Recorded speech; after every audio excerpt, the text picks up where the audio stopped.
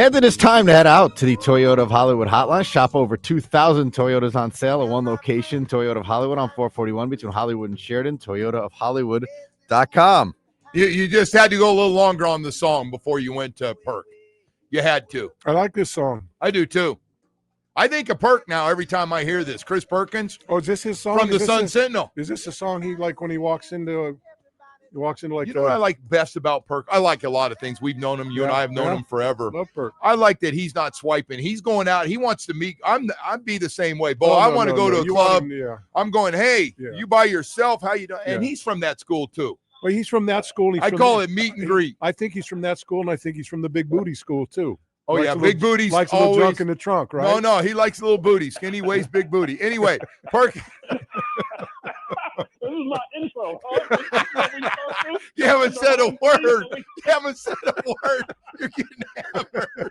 Now we got to find another stuff to talk about. I got to tell you, I didn't know Bo was going with that big booty stuff, Perk. That's your business, man. You know, I got you, though, brother. Hey, Perk, 0-3 is not where we thought we would be. It's ugly. It's been ugly since camp about everything with this team. What's one thing you would like to see? Just we got half the guys blaming the offense, other media members blaming the defense, the Tua thing. Give me one thing you would just like to see improve for this Monday Night Football game to give us a chance to win. Front seven, easily the front seven. I know you could go with Tua. I heard Bo went with error-free football or no penalties. The front seven to me has been the biggest disappointment, a bigger disappointment than Tua, because look at the collection of players that you have and what they've done, right? You've got Bradley Chubb and Jalen Phillips, Chop Robinson, Matthew Judon, Jordan Brooks, Zach Sealer, Terrell Dodson. This is the team that was number 4 in defense last year, number 10 in defense the year before, number 9 against the run last year. They should have sacks. They should be disrupting the quarterback. They should be stacking the run, stopping the run. They're not doing any of that stuff. Like Tua, Tua had the flaws in his game, not necessarily the at the rate that he's making the mistakes now, but this front seven has been the biggest disappointment of the team to me by far. I agree with you 100%. You are too, Bo? I was sold on that front seven. I said, man, these guys are these quarterbacks. Me too. The second, you knew the secondary was thin. And you go, oh, don't worry, the pass rushers up front, they'll create, make the quarterbacks get the ball out of their hand real quick. But it hasn't. You know what those guys are saying? They said this past week, it's hard when you're constantly getting 5, 6, 7 yards first down running the football. Well, and now you're in 2nd and 3. Well, to me, Perk, they run that two tackle defense, and then two up and two stand up guys outside, and I'm convinced you can't play run and pass from a 2-point stance. You need more weight on there. Would you like to see a third defensive lineman on there? I would like to. Yeah. I would. And look, so even last week or 2 weeks ago, whenever we played last, seems like it's been a month. But when they started stopping the run, they were bringing another. They're playing 3 down linemen. Yeah. Right. First, one of the prior game they brought in. Had Jalen Phillips down in the 3-point stance and Chop down to 3-point stance. So I think that too. And look, it's not everybody's doing that. Everyone's running that defense now. It's because it's about getting to the quarterback. But if you're running that defense and you're not getting to the quarterback, then they're running against you. Yeah. Something's got to give. And I'm with you on the front seven, Perk. That to me is the biggest disappointment from an expectation standpoint. Hey, so Perk, I want to ask you about Tua because that has been the hot topic, and I've been a little critical of his play the last few days. Rightfully so. I just think I don't know. Outside of that first read, if that ball's not leaving quickly, it's just a disaster with everything. It's like he's not comfortable in the pocket. I started to wonder about his arm strength down the field. He's underthrown Tyreek Hill, even for those people that have been all over. He should have caught that ball in Buffalo between the two guys. Listen, I don't want the fastest guy in football have to come back 10 yards every time a deep ball's thrown like the last two. Right. Yeah, you're negating his advantage. No, Tua has to be a lot better. From an individual standpoint, Tua has been the biggest disappointment. From the unit standpoint, has been the front seven. But Tua, with the late game interceptions and the lost fumble and the lack of pocket presence. We don't see anything from Tua right now that made him a Pro Bowl quarterback, right? We're not seeing the great anticipation. We're not seeing the accuracy. We're not seeing the pocket presence. We're not seeing anything.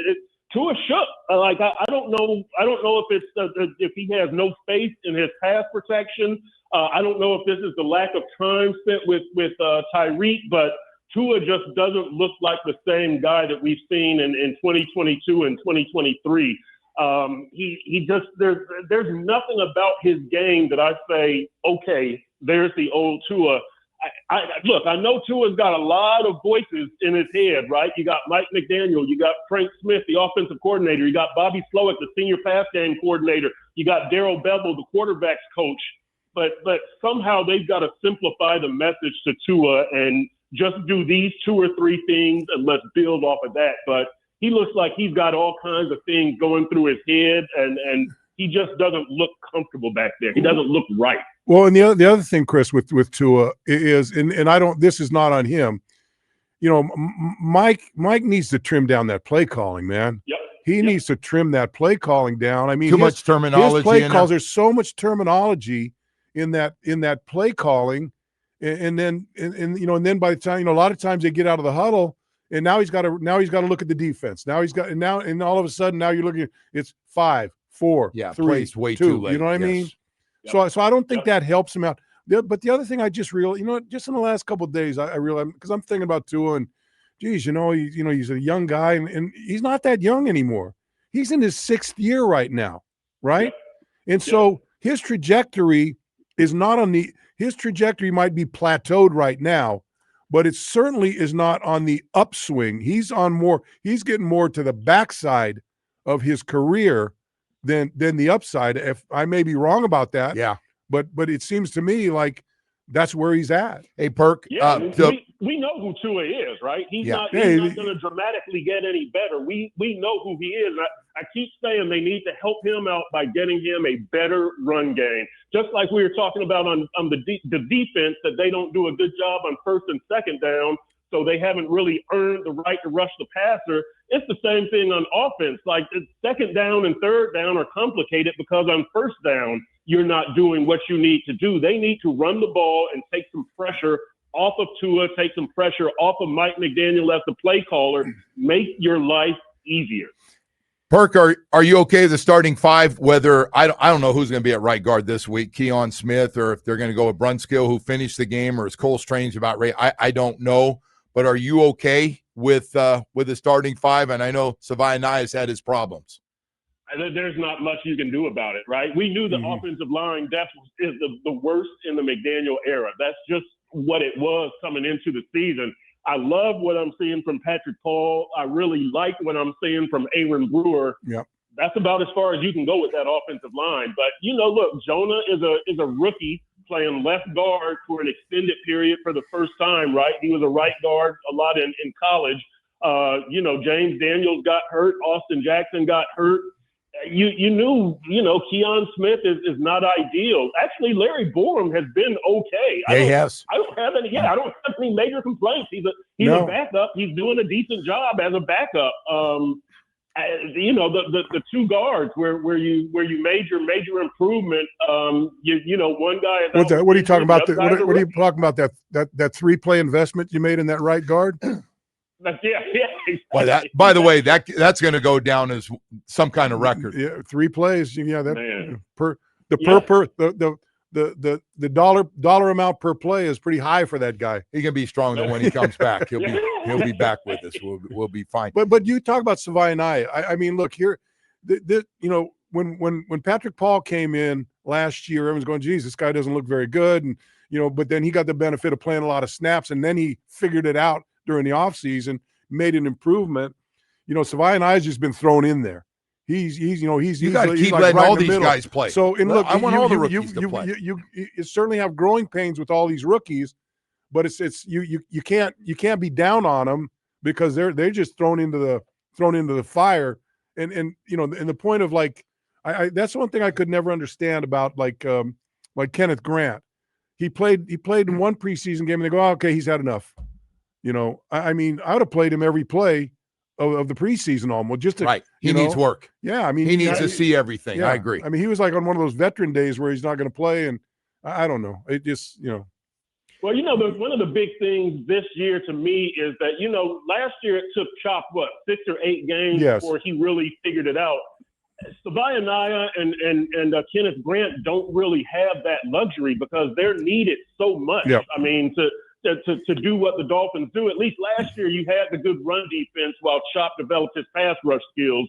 Kenneth Grant doesn't have that. They need him to stop the run right now. Jonah does not have that time. You've got 2 offensive linemen out. They need him to be a baller right now. They don't have kind of that kind of grace period that Chop Robinson had. So it's tougher on these guys. Look, Grant and Jonah could come around just like Chop did, but you're 0-3 right now. You needed a bigger immediate contribution from both of those guys. Perk, I got to ask you and Bo this question because it's popped up with Woody and I over the last few days a lot, and that is when Stephen Ross had a meeting this offseason with the general manager and the head coach, and the guy wants to win now. I don't believe either one of those guys said, hey, we might take a step or 2 backwards. They sold him that they're going to have a really good team or have a chance to have a really good team if they could stay healthy. Do you agree with that? Or what do you think the message when they talked about potentially how good this team could be? Well, I'll say this. Mike McDaniel told us at the owners meeting when was that, in March or whenever the owners meeting in Palm Beach was, we're going to try to win with youth and draftees this year. And my jaw almost hit the ground. It was like, this is a major philosophical shift. Yes. You can reword it and call it, rebuild on the fly or reset or whatever. But McDaniel, he was very candid, and he has been very candid with what they wanted to do. Now, him and Greer also both said, we're trying to win this year. We're not trying to, go out there and go 6-11 and say we're playing a lot of youngsters. We're trying to win right now, but he said we're trying to win with youth and draftees. I don't know how Steve Ross could have gotten like a 12-win season and Super Bowl contender out of that. They were probably honest from that standpoint, but they probably also said we've got enough veterans like Zach Sealer and Tyreek and Tua and Waddle that we still think we can make the playoffs, but this is a major philosophical shift. We're trying to win with youth and draftees. I'm still stunned by that. Admitting, and look, and Chris Greer said you can't keep spending the way that we were spending and not seeing the results. That's fair. Life. That's more than fair. So Chris, you look at this team going into week 1. You knew you were going to play a bunch of rookies. You knew you were going to play Savaiinaea. You knew you were going to play Grant and Phillips and maybe even Biggers, right, at times. Yep. And then you're looking at your secondary, and you're going to play one of the guy that got hurt, like Jason Marshall. Another rookie. There's another rookie throw in there. Trader, but Trader was kind of like he was kind of in the background at that point. Right. I'm just talking about game 1. And then you were going in, you had lost your cornerstone cornerback in Storm Duck. No. I'm talking about the Jalen Ramsey. Kahu. Oh, Kahu. Cater. Kahu. I already forgot about Cater. Cater was who was an undrafted free agent 2 years earlier. He was going to be your cornerstone guy. He goes down, and then now you've got a 1-year undrafted free agent, Storm Duck, as your cornerstone guy now. And so how many guys that were either rookies or very little play on both sides of the ball started or played a lot since this season started? I'm saying it's like 7 or 8 guys, right? I think yes, there has been a lot, but we kind of knew this was coming. I understand that, but you can't expect to win with 7 or 8 rookies on both sides of the line. I don't know how because you got to know that even after I've been talking to Mike, I was in the interview room and last in Buffalo, and I got to the point, I said, hey, what about all these young guys you're playing? They got a lot of growing pains, and he goes, yeah, we knew that was going to be the case. So if you knew that was going to be the case, can you really tell your owner that we're going to win a lot of games if you knew that was the case? Yeah. Yeah, and you know what? I'll say this. To me, it's not even, it goes beyond that. To me, the clear turning point for the fans was right after that Indianapolis game, because they looked so bad, right? Offensively, defensively, special teams. Judon rolls into the punter, and the defense just gets run all over the place, and the offense can't do anything. You're getting plays in late. You're taking delay of game penalty. Like, it was just a total collapse, and I think that was the turning point for the fans that, okay, we understand you're playing young players, but you look like a dumpster fire out right. there. Like, what were you doing all in training camp? Yeah, I think a good call. No, I agree with that. That's a very good call, Perk. That would probably be Yeah. number one coming out of camp to look that bad. But then you could stack that up with, we didn't realize that Indianapolis wasn't as bad as we thought they were. That's true. They're sitting here at 3-0 right now. Who's that quarterback? That quarterback is I don't know if he's working on MVP, but comeback player of the year is looking pretty good. Hey, but that's what they got, not what we have. Hey, I got to ask you this final question before I let you go. A lot of talk about Tyreek Hill. You guys, everybody's been wanting to trade him since before camp started. You think he makes it through a season? I do. I don't think he leaves. I think he's with us all season. What do you think? I think the second you trade Tyreek, the rebuild is on. Mm-hmm. You can call it whatever you want right now, trying to win with youth and draftees or a reset on the fly. The minute Tyreek goes, the official rebuild is on. And I think that's going to happen next year anyway. Tyreek is not going to be here next year because of his salary cap charge. But, once Tyreek goes, you can't score. I'm sorry. I know that's no disrespect to Devon Achane or Jalen Waddle or Tua or anybody else, but Tyreek remains the biggest factor in this offense. And once he's gone, the rebuild is on. So that being said, if you get rid of Tyreek after the season, so there's no financial commitment to him, or is there a benefit if you're down? Let's say you're 2-7, some kind of number like that, and you're downhill. Is there a benefit to just saying, hey, let's just scrap this and get something for him? Well, I think the biggest benefit is what can you get for Tyreek? Well, that's what I'm asking. In a roundabout way. That's the benefit to trading him by the trade deadline, is to get something for him, as opposed to letting him walk at the end of the season and you get nothing for him. So that would be the big benefit of moving him. But once you move Tyreek, though, you've pretty much given up all hope on doing anything this season, which the record might indicate that. Perk, we've gone so long with you today that we didn't even have a chance to ask you how you doing with the ladies right now. How are things going though before we let you go? I'm in a holding pattern right now. I'll say that. What's that mean? That means nothing. Are you the equivalent of the Dolphins front seven? Is what you're saying? I've had a couple of dates since the season started, but no follow-up dates. So it's been a couple of one-offs. Is that more you, or they're just not calling back when you do make the second call? How's that? Is it mostly? It's been unfortunately, it's been mutual. Both of us were like, there's no future here.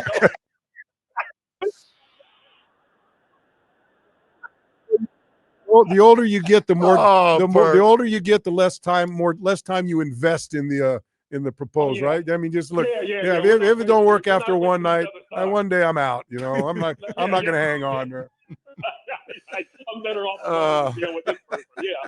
Perk, you come to realization. Perk, thank you, man. Appreciate it. You always open up with us, brother. Thank you. Chris Perkins from the Sun Sentinel, Dolphins columnist. We got to go.